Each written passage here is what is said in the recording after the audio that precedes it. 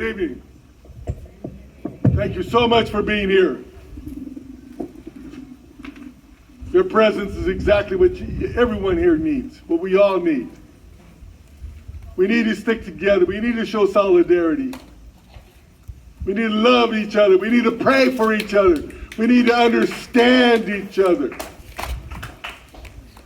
We are in the land of the Uipi. The Uipi is a tribe that was here in Santa Cruz.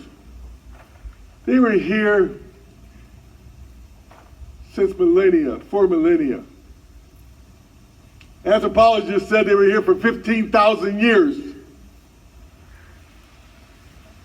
Think of that in terms of generations. They were here for 800, 900, 1,000 generations or more. They learned about Mother Earth. They learned about true wealth. True wealth to them was the knowledge of the ancestors passed down, the knowledge of how to take care of the seasons, the knowledge of how to take care of the rivers, the air, the wildlife, the birds, the fish. What happened to that knowledge? The other thing for wealth was a relationship with Creator. How much of that wealth do we have today?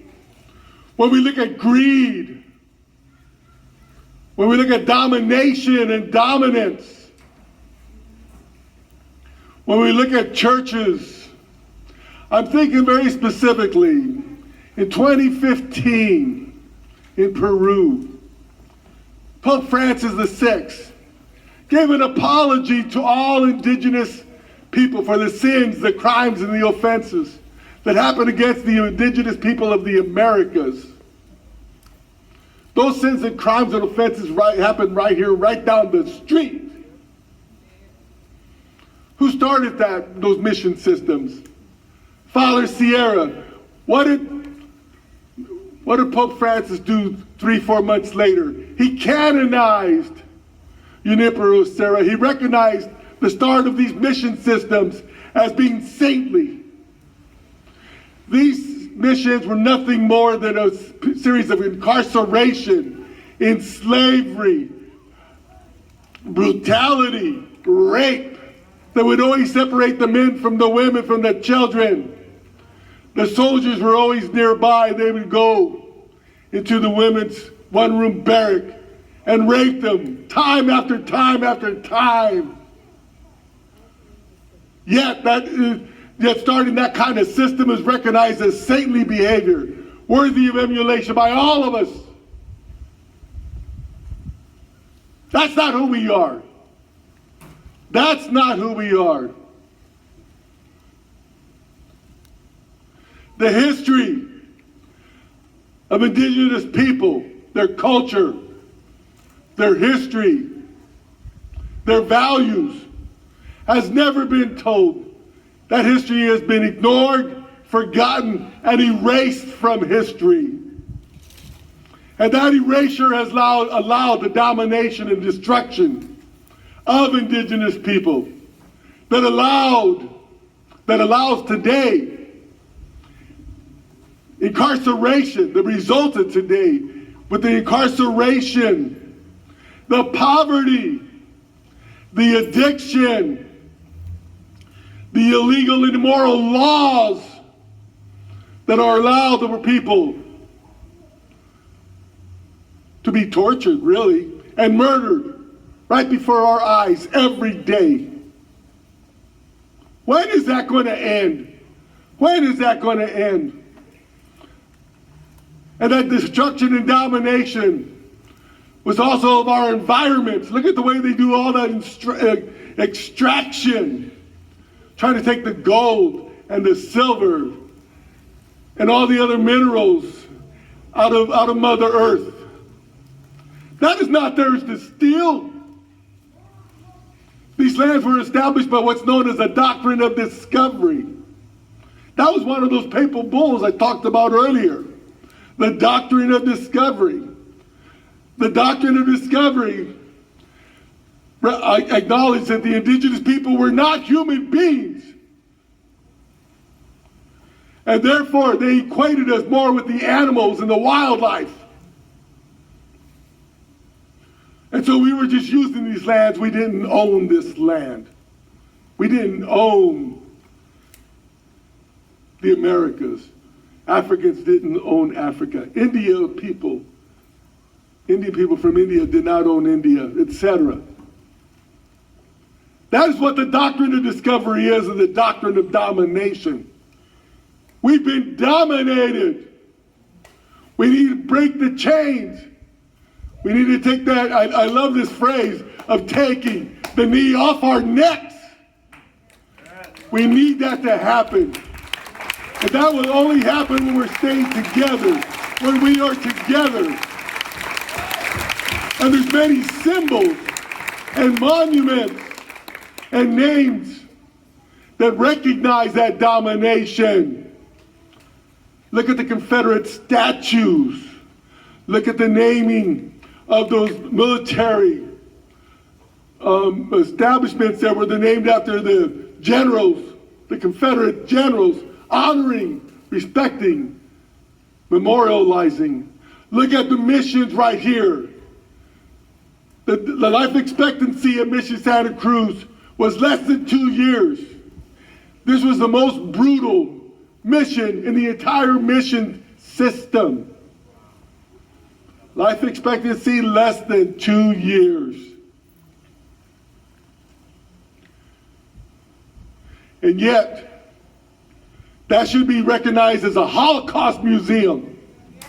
And instead, they make it a tourist attraction, trying to bring visitors to Santa Cruz to visit the mission and to bring their dollars and to buy statuettes of Emperor Sarah, their saint. Why are we allowing that? It's time for us to change. If we come together, we will make that change. Our most sacred site is known as Juristock, the place of the big head. And our big head dances are our most important and spiritual dances that we have. And they were held in Juristock, which is the south end of Gilroy. Today, there's a proposal to do sand and gravel mining of our most sacred, of four of our most sacred mountains.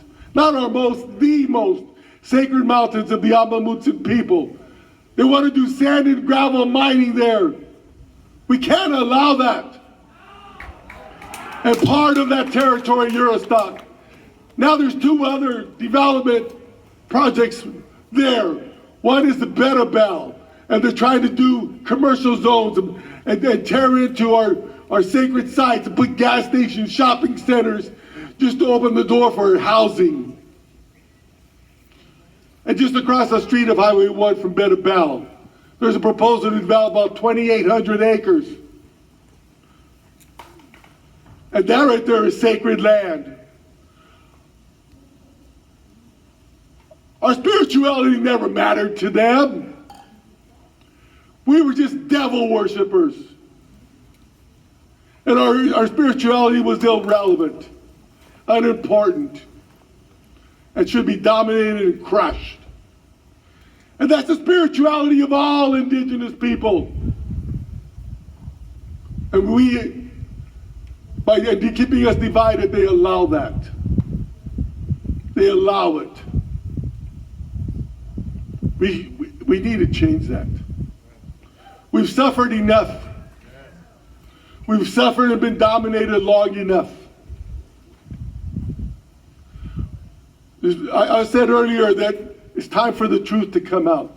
The truth about our histories, our spiritualities, our environments, our values, our traditional ways, our foods. Did you know here, there used to be 8 different kinds of California Indian potatoes. You don't find them now. They wiped them out. They knew that we were so tied to our landscape that they brought in their European foods and worked to get rid of all of our food plants and our medicine plants and our basketry plants. And the same happened to indigenous people all the way around the world. Let's find ways to come together. This is beautiful tonight. This has to be a start. This has to be a start. We need to support each other in protecting black lives, brown lives, red lives, all people. We need to come together to protect them.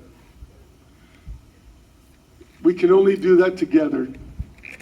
We can no longer allow the divide and conquer. We need to pray. We need to hold the perpetrators responsible. They cannot, and there's no such thing as reconciliation. I hate that word, and people have been saying that recently. Our tribe does not accept apologies because people say apologies, and that just means now will you shut up? We don't say a reconciliation because when people say reconciliation, that means, well, think of a married couple. You know, they get married, they love each other, things are gentle, things are beautiful. And then over time, they start bickering and fighting or not being so kind to each other. And then they say, let's reconcile. That means let's take our relationship back to when times were good. That's reconciliation. Well, let me ask you this. When was there any good times for us to go back to as indigenous people? It doesn't exist. Soon we're going to be having a campaign to take the mission bells down here in Santa Cruz. Please watch for that. Please join us. Thank you. Yeah.